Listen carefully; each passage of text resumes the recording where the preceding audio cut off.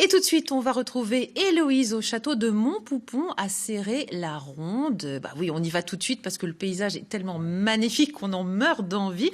Bonjour ma chère Héloïse. Alors vous allez nous faire découvrir bien sûr ce joli château de notre patrimoine régional et national d'ailleurs. Mais on parle souvent de vieilles pierres, bien évidemment, mais nous on aimerait bien qu'elles vivent ces pierres, voilà, qu'elles revivent. J'ai l'impression que c'est un peu l'initiative des châtelains, c'est ça ? Oui, bonjour Frédéric, bonjour à tous. Effectivement, c'est un château qui vit, un château qui s'habite encore aujourd'hui. On a de la chance dans la région, il y en a plusieurs dans ce cas. En revanche, je ne sais pas si on peut en trouver un qui bénéficie d'un tel paysage. Vraiment, c'est absolument somptueux. Mais regardez ce qui nous attend de l'autre côté, ça l'est tout autant. Regardez, Montpoupon, c'est ça. C'est vraiment un château à part dans sa construction. Plusieurs bâtisses, plusieurs époques et bien sûr, une histoire qu'on va vous raconter avec son propriétaire évidemment, mais aussi avec toute l'équipe qui le fait vivre tout au long de l'année en essayant de trouver plein d'idées très originales pour attirer les visiteurs et leur montrer tout un tas d'aspects de ce château. C'est ce qu'on va essayer de faire ce matin avec beaucoup de bonheur, comme à chaque fois qu'on est dans un beau château de notre région. Et pour notre plus grand bonheur à nous aussi, puis vous féliciterez le jardinier parce que alors les buis ils sont taillés à la perfection. Ouais. Je suis sûre que vous allez nous en parler. Et pas de pyrale, madame. Waouh! Allez, à tout à l'heure, Héloïse. Ne prenez pas un petit coup de soleil. Mettez le petit chapeau qui va bien, d'accord? Allez, tout de suite, on va retrouver Héloïse. Oui, souvenez-vous, elle est au château de Montpoupon à Céré-la-Ronde. Et je crois qu'on va faire connaissance. Enfin, on espère faire connaissance avec les châtelains, les propriétaires du lieu, si c'est possible, s'il y a moyen. Hein. Bon, voilà. On aimerait bien. Mais oui. Tout à fait possible. Regardez, il est juste à côté de moi. Le voici. Amaury de Lauvancourt, bonjour. Elle a envie d'acheter votre château, Frédéric. Hein. Elle est complètement amoureuse de château. Ça doit être votre cas aussi. Mais pour le moment, il n'est pas à vendre. Et je n'ai pas imaginé un seul instant même. Effectivement, je suis pas amoureux, mais il est dans mes tripes. C'est vrai, pourquoi? Voilà. Parce que c'est Montpoupon. Alors, c'est quoi Montpoupon? Il y a quand même quelque chose à dire sur le nom Montpoupon. Oui, parce qu'à l'origine, c'était un clan germanique qui s'appelait les Popos. Et avec le temps, c'est devenu le mont des Popos, le mons Popos et le Montpoupon. Et comme vous voyez, on est aux confins de trois vallées. Et ce château était une place forte à l'origine qui était faite pour protéger justement les invasions, et spécialement pendant la guerre de 100 ans avec les Anglais. D'accord. Ce qui en témoigne, j'imagine, c'est ce qu'on a là, ici, de ce côté-là, puis ces remparts sur lesquels on se trouve aussi. Voilà, vous voyez le reste du donjon qui est ici, et là vous voyez sur cette tour isolée qui est du 13e aussi, vous voyez les restes des remparts, car la cour était complètement fermée à l'origine. D'accord. On trouve plein d'éléments différents à Montpoupon. Il n'a forcément pas eu ce visage tout au long de sa vie. Comment il a évolué au fil du temps? Beaucoup de ces maisons évoluent en fonction du confort de l'époque. Autrefois, donc, c'était une place forte. La guerre de 100 ans étant terminée, les Anglais n'ont pas fait de cadeau à Montpoupon, donc on a dû reconstruire d'ailleurs. Et on a reconstruit, et la Renaissance arrivant, on a créé donc cette poterne. Et Marc-de-Prie, qui était le propriétaire de Montpoupon, et qui était lui-même le grand arbalétrier de François Ier, donc son ministre de la guerre. Et comme il revenait des guerres d'Italie avec François Ier, ils sont revenus avec des artistes italiens, et c'était la seconde Renaissance. Et donc ils ont construit cette poterne en remplacement d'une autre qui était en bois à l'origine. Et donc quelle était sa vocation justement à cette poterne? La poterne, on ne devrait même pas dire une poterne, parce que ça s'appelle un châtelet d'entrée. Mais paraît-il, oui. Voilà. Et c'est Exactement, vous avez raison. Mais pour les gens, c'est une poterne. Et les gens rentraient dans la cour ici, puisque vous avez vu, il y a des remparts, c'est complètement fermé. Oui. Voilà. Donc la maison a évolué. Vous m'avez toujours dit, vous m'avez posé la question si ça a évolué. Exactement. Bien sûr que ça a évolué, parce que vous savez, il y a beaucoup de maisons. Autrefois, on a complètement oublié ça, mais au 17e, au 18e, on avait un château, une place forte. On n'hésitait pas à l'époque. Faut pas l'oublier de raser le château et on reconstruisait un château beaucoup mieux. Donc ici, ça n'a pas été le cas. Ils ont fait que de l'agrémenter. C'est ça. Et par exemple, si vous voulez, le toit que vous voyez en ardoise, moi j'ai des aquarelles de cette maison au fin 18e, début 19e, où c'est en tuiles. D'accord. Et il n'y a pas de lucarne de cette manière-là. Cette tour carrée, c'est un ajout aussi. Qu'il a ajouté en 1905. Oui. Donc, vous voyez, à chaque époque, on remettait un petit coup de construction. Exactement. Comme c'est commun. La petite maison blanche que vous voyez là, elle est ancienne, parce que cette maison, elle continue avec d'autres maisons le long de la haie, revenait sur le châtelet d'entrée. Et là, ici, là où nous sommes, c'était la haute cour et là-bas c'était la basse cour. D'accord. Et- Étrangement, on a presque l'impression que c'est l'inverse. Oui, mais c'est comme ça. Et monsieur de Farville, qui avait racheté cette propriété au début du 19e, a voulu la développer au niveau agricole et donc a cassé tous ces bâtiments de la basse-cour, D'accord. gardé celui-là. Il a construit tous ces grands bâtiments pour les communs, pour mettre les chevaux, les animaux, le stockage du foin et tout ça. D'accord. Et c'est pour ça que le pigeonnier se retrouve enfermé dans ces bâtiments. Alors qu'à l'origine, il était dans le jardin. Alors vous, l'histoire de votre famille, elle commence quand ici? 1853. Ils étaient propriétaires du château d'Argy, qu'ils ont vendu et ils ont acheté Montpoupon. D'accord. Alors pour l'anecdote, ce qui est assez amusant, ils ont acheté un mercredi matin je perds le Hazel Rideau. Oui. Et ils l'ont revendu le mercredi soir pour acheter Montpoupon le jeudi matin. Ah. C'est amusant. Hein. Ça vous semble surprenant ou pas? Vous qui Je le connaissez par cœur, tous ces châteaux de la Loire, vous êtes le président de l'association des châteaux de la Loire. Je suis plus heureux ici parce que je suis au milieu des bois, au milieu de la nature, et pas au milieu d'une ville. Ouais. Donc ça, c'est quand même très agréable parce que moi, pour le sel de la vie, aujourd'hui, je pense c'est l'espace. Et ici, j'ai de l'espace. Effectivement. Donc ça, c'est important. Ici, je trouve qu'il est en excellent état, ce château, parce que vous y apportez énormément de soins, parce que des travaux importants y ont été faits. Qu'est-ce qui explique qu'il soit en aussi bon état? Le fait que vous viviez dedans, tout simplement? Le fait que je sois un petit peu méticuleux, Picard et Breton et Bélier, j'ai la tête dure. Oh ouais, et, dites donc. soit j'entretiens, Ouais. ou soit je passe la main. Ouais. Mais je trouve ça insupportable de voir des propriétés avec des pots de chambre sous le toit parce qu'il pleut et on n'a pas les moyens de l'entretenir. Donc c'est un sacrifice perpétuel, hein. Et c'est un puits sans fond et c'est jamais fini. Ouais. C'est génial. Et Vous c'est vous rendez compte, génial. je serai jamais à la retraite. Un peu comme moi, je crois. C'est fantastique. C'est fantastique. Et surtout, ce qui est fantastique, c'est que derrière vous, il y a, je crois, votre fils qui est aussi Oui. très attaché au lieu Bien et sûr. qui va perpétuer ça et qui va continuer sûr. à s'en occuper. Dès Pour que vous, je c'est veux- indispensable, ça. Dès que je veux le taquiner, je lui dis tiens, on va vendre telle chose. Il dit ah ça jamais, papa, non. Enfin, c'est de garder. Nous sommes les maillons d'une grande chaîne et c'est une propriété qui est quand même une très belle propriété de Touraine du fait de sa localisation et de ses bois et surtout de cet endroit qui est très vallonné, qui est très exceptionnel entre Loches et Montrichard. Donc de ce fait-là, c'est un petit bijou, quoi. C'est un poupon. C'est notre poupon. C'est votre poupon. Merci beaucoup, beaucoup, en Amaury prie. Louvancourt. On vous retrouve dans un petit instant. On a rendez-vous justement à l'intérieur de ce poupon. Ah, chouette, on va prendre le frais. Voilà un poupon, hein. On sent qu'il est amoureux de son château, Amaury. Ça fait plaisir. Et c'est comme ça que les vieilles pierres revivent avec Ouais. beaucoup d'amour et d'énergie positive. À tout à l'heure, va en Héloïse. parler. Et nous, on va tout de suite, on va retrouver Héloïse au château de Montpoupon à Serré-la-Ronde. Alors, ma chère Héloïse, et comme ça, on va passer à table. Bien oui, Frédéric, l'heure du déjeuner approche. La bonne nouvelle, c'est que regardez, la table est mise. Mais avant, en guise d'amuse-bouche, je vous emmène retrouver Cathy dans le salon. Bonjour Cathy, ou je devrais plutôt dire Louise, c'est ça? Oui, c'est ça, exactement. Bonjour. Bonjour, alors j'ai l'impression qu'on va faire un petit voyage dans le temps ensemble. Exactement, on va s'arrêter dans l'année 1928. Et pourquoi ça? Parce que à cette époque, la famille finissait de moderniser le château, finissait ses travaux, et nous proposons une visite pour vous replonger dans la vie quotidienne d'une femme de chambre dans cette époque. Et donc c'est vous, c'est Louise, la C'est femme moi. de chambre. Voilà, Louise Blanchet. Eh ben enchantée Louise Blanchet. Enchantée. Qu'est-ce qu'on trouve de beau dans cette pièce? On est dans le salon, c'est ça? Exactement, dans le salon d'Amboise. Également une pièce qui est très appréciée par la famille. C'est ici qu'ils se retrouvaient juste avant de passer à table. Ils pouvaient lire, il y avait le téléphone juste ici. Ils pouvaient écouter également un petit morceau de musique grâce au gramophone que l'on a juste derrière. C'est superbe, ouais. Voilà, et profiter du tout le confort moderne de l'époque, puisque également le château était chauffé dès 1928. On a le chauffage central qui est installé et les petites trappes d'aération qui se situent juste ici, qui soufflent de l'air chaud quand la chaudière est en route. Ah, ça c'est parfait. Bon, aujourd'hui, on n'en a pas trop besoin du chauffage. On est Exactement. électricité aussi, j'imagine, à ce moment-là. Exactement, et électricité et eau courante, eau froide et eau chaude, ce qui en fait en 1928 une maison très confortable et très luxueuse pour l'époque. Et dans laquelle, j'imagine, on aime bien amener les invités aussi pour montrer tout ça. Exactement, et en parlant d'invités, moi il faut que je prépare la chambre des invités qui se situe au premier étage. Ah, donc on monte là-haut. Voilà, Ok. exactement. Justement, on visite combien de pièces ici dans ce château? On visite tout? Alors, vous visitez les 3/4 du château. Il y a une partie qui est encore privée et habitée par la famille. C'est une des particularités de Montpoupon.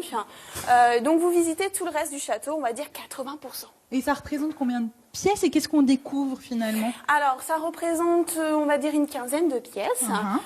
Tout est entièrement meublé et on vous fait redécouvrir la vie durant l'entre-deux-guerres, l'intimité de cette famille, parce que ici, la chance, c'est qu'on ait tout conservé de cette époque. Tous les objets du quotidien, les téléphones. Donc, du coup, voilà, on est vraiment sur une maison assez importante et avec un beau témoignage de cette époque. C'est ici, la chambre des invités. Voilà. Effectivement, il y a du mobilier splendide partout. Dès qu'on pousse la porte et qu'on arrive dans une chambre. Alors ici, chambre des invités, mais une chambre en particulier ou pas? Alors en fait, oui, c'est tout l'étage qui était autrefois réservé aux invités de la famille. D'accord. Donc à cet étage, on y trouve 3 chambres et celle-ci est la plus grande, la plus spacieuse parce qu'on y trouve ici une grande chambre, une plus petite juste à côté. D'accord. Et la seule chose qu'ils doivent partager, c'est la salle de bain.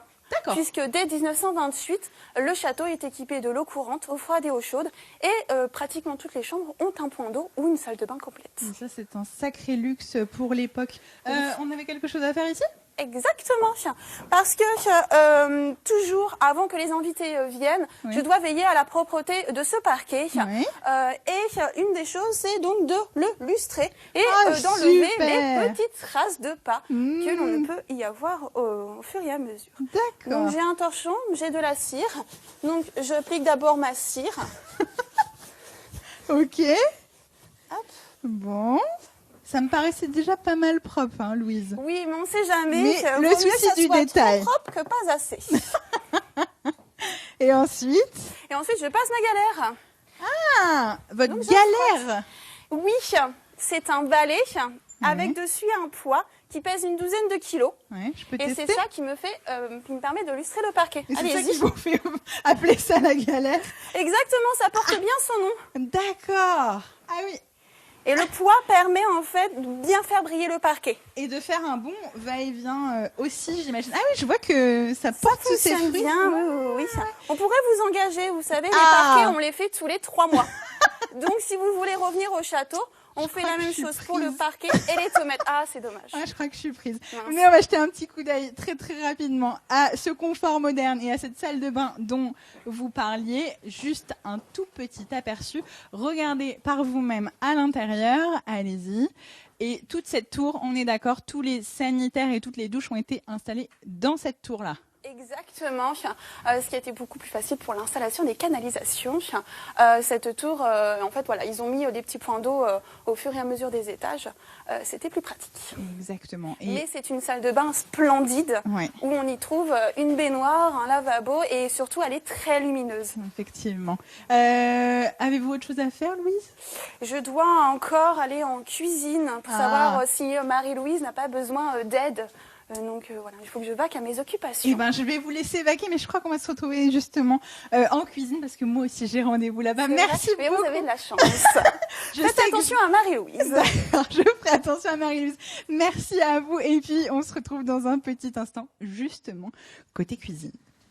Avec joie, ma chère Héloïse. Et puis on a le ventre qui gargouille déjà, voilà, à cause de vous. Donc on espère que la pitance sera à la hauteur de ce joli château. Merci. Et puis nous, on va retrouver Héloïse au château de Montpoupon, à Serré-la-Ronde. On était au cœur de ce château, dans cette vie du 19e. Et là, je vois qu'on reprend l'air. C'est très joli. Il y a déjà des petites meules de foin à l'horizon. On dirait Lorraine Gall. Gaffotique, gaffotique. Le foin a été fait la semaine dernière, c'est pour ça. Exactement, j'allais vous dire ça, parce qu'effectivement, on va vous parler de cette superbe promenade à aller faire à moitié dans les bois. Donc attention aux tiques, effectivement. Mathieu Vibard, il est responsable touristique ici. C'est lui qui va nous parler de ce lieu fabuleux qu'on peut aller arpenter, c'est ça? Oui, tout à fait. La promenade forestière qui permet de découvrir la vallée et les bois. Là, on peut voir en effet que les foins ont été effectués ce week-end. Ouais. Et tout autour de la vallée des Bois, une promenade forestière d'un petit kilomètre permet d'arpenter différents points de vue sur Montpoupon et de découvrir des silhouettes d'animaux, de découvrir les arbres, la faune et la flore locale. Et parce qu'il est grand le domaine autour de Montpoupon. près de 1000 hectares encore aujourd'hui. Oui. Il y a encore de quoi d'accord. se promener. Ouais. Donc on n'a pas balisé les 1000 hectares, vous imaginez bien. Comment ça, Mathieu? Non mais attendez. Donc la possibilité de faire cette promenade autour de la vallée et des ruisseaux. Donc on commence un peu à percevoir les tontes rases et hautes du parterre, puisque des plans ont été retrouvés par Monsieur de Louvancourt, le propriétaire, en 2004, d'un tracé d'un jardin qui avait été dessiné milieu 18e mais qui n'a pas été réalisé. D'accord. Donc là, on lui redonne un petit peu vie. Exactement. De cette manière-là. Tout en gardant l'aspect naturel, open field, comme on peut le voir ici, qui est bien le point dénominateur de Montpoupon. Oui, c'est l'ADN aussi, parce qu'on est dans cette vallée et clairement, c'est absolument superbe. Un petit mot sur ce donjon qu'on a vu tout à l'heure de l'autre côté. C'est un donjon qui vous a donné plein d'idées, vous, à l'équipe du château, finalement. Oui, qui nous a donné pas mal d'idées. En effet, on permet l'accès au sommet de ce donjon qui culmine à près de 25 mètres de hauteur, Ouais. pour découvrir son chemin de ronde sur Machicoulis. Une vue aussi assez incroyable, puisqu'on arpente à 360 degrés cette tour, et on peut découvrir les différentes vallées du château. Mais ça, c'est une visite un peu exceptionnelle. On ne fait pas ça tous les jours. C'est une visite qu'on appelle insolite, qui a lieu tous les dimanches après-midi à 16h, et qui permet de découvrir aussi des pièces qui ne sont pas habituellement ouvertes au public, en visite libre. Ouais, vous rivalisez d'imagination et de créativité là dans l'équipe à chaque fois. Un petit mot sur Meurtre au château. Meurtre au château, oui, en effet, une nouvelle animation qu'on a mise en place cette année à Montpoupon, qui a lieu une fois par mois depuis les Pâques jusqu'à septembre. D'accord. Qui permet de mener l'enquête pendant 1h30 au château pour résoudre ce mystère qui s'est passé, avec la disparition de Madame de Vernac, qui est retrouvée morte dans les douves du château. Donc à vous de mener l'enquête pendant 1h30. Donc, d'accord. Et ça fait le plein. Ça fait le plein à chaque session. On en a une par mois et elles sont très vite complètes. D'accord. Là, on est en train de se glisser dans un autre lieu absolument superbe de ce château, la cuisine. Et pourquoi vous m'avez emmené ici? Il y a bien une petite raison. Eh bien, la cuisine, déjà par elle-même, elle a quand même cet effet un peu waouh, comme on dit. Complètement. Avec un peu plus de 150 éléments de cuivre. Et surtout, puisqu'on pratique depuis cette année un nouvel atelier à destination de nos visiteurs, qui est un atelier Madeleine. Ici, la cuisine a été en activité jusqu'en 1977. C'est pas si vieux que ça. Ah oui, Et ici, exactement ici. Exactement ici, tout à fait. C'est pour ça qu'on retrouve des objets qu'on peut retrouver encore dans des maisons de grand-mère, oui. bien entendu. Vous pensez à quoi quand vous dites ça? On peut penser à des pinces à gaufres, des moules pour la faisselle. On a des moules à Madeleine également. Et surtout ici, c'est qu'à Montpoupon, on a toujours tout gardé. Et on a gardé également des recettes qui étaient élaborées par la cuisinière en chef de Montpoupon à cette époque, Marie-Louise Barry. Et donc, ça nous a donné l'idée d'utiliser certaines de ces recettes qu'on avait mises en place lors d'une journée à Névin ici au château l'année dernière. Au début, la mousse au chocolat, mais elle avait aussi ses madeleines. Et on s'est dit, pourquoi pas proposer un atelier madeleine à nos visiteurs. Je suis preneuse de l'atelier mousse au chocolat aussi, si jamais. Donc, cette activité se passe ici en cuisine, avec une guide ou un guide qui se met dans la peau du chef cuisinier du château et qui propose de confectionner la madeleine à partir de la recette originale de Marie-Louise. Ah, super. Voilà, donc, avec tous les ustensiles d'époque, excepté les moules, qu'on a pris des moules un peu plus pratiques aujourd'hui. Et on fait cuire les madeleines et on fait déguster les madeleines à nos visiteurs également. Un petit mot justement de Marie-Louise Barry et de son mari, parce que donc vous disiez que Marie-Louise, elle a officié dans ses cuisines là jusqu'à la fin des années 70. Je crois Monsieur Barry s'est éteint l'année dernière. Alors son fils, oui, en fait, la famille Barry était une famille qui a été pendant plusieurs générations au service de Montpoupon. Marie-Louise Barry était cuisinière en chef et son mari donc était également mécanicien, homme à tout faire. Et ils ont également un fils, André Barry, qui est né sur la propriété de Montpoupon, qui s'était éteint l'année dernière. Et c'est grâce à lui qu'on a eu énormément d'éléments sur ce rythme de vie, sur cette vie au château au début du XXe siècle. Et grâce à lui, on a pu réaliser l'activité de la visite sur les pas de Louise, qui a lieu tous les lundis et tous les vendredis à 16h. Celle que j'ai faite tout à l'heure. Exactement. Et puis également, l'activité Madeleine, elle en découle également, puisque grâce au carnet de recettes, de Marie-Louise, à la façon dont il travaillait, etc., on a pu remettre en place également cette activité Madeleine. D'accord. Un petit mot sur un autre événement majeur cœur de l'été, c'est la fête de la chasse et de la nature, c'est ça? Oui, tout à fait. Ça va être la 8e édition, si je ne me trompe pas. 10 000, 15 000 visiteurs à chaque fois. Entre 10 et 12 000 visiteurs à chaque fois, avec des très beaux spectacles qui ont lieu justement dans la vallée. Spectacle équestre, présentation d'équipage, cellier, bourrelier, concours de trompe, enfin vraiment un gros événement. Et plein, j'imagine, d'autres animations qui sont dans votre tête et qui sortiront bientôt. Merci beaucoup Mathieu. Merci à vous. On vous retrouve dans un petit instant, justement, on va reprendre un petit peu l'air, vous donner un autre point de vue sur ce somptueux château et vous donner quelques infos pratiques pour venir, bien sûr. Bah oui, on espère bien. Tout de suite, Héloïse, pour un dernier duplex. Oh là là, mais qu'est-ce que je vois? C'est quoi ça? Des madeleines, des fruits? J'ai la vue qui baisse un petit peu. Je fais une hypoglycémie. Il me faudrait quelque chose ici. Okay. Voilà. Ah, c'est des madeleines? Je fais ma Marie-Antoinette, là, ça va pas. Mais oui, ce sont des madeleines.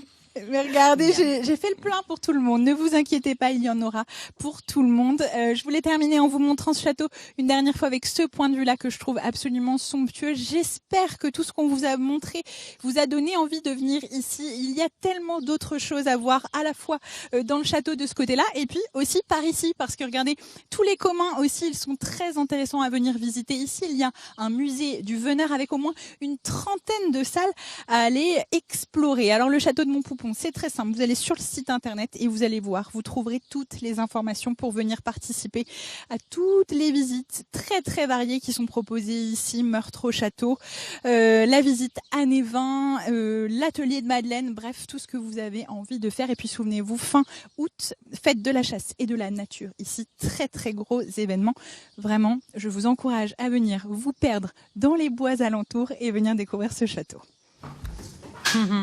C'est noté, Héloïse. On va venir bien évidemment vous retrouver. Voilà, vous nous faites passer les madeleines et nous on fera une grande publicité au château de Montpoupon en échange. Voilà, hop, je l'attrape comme ça virtuellement.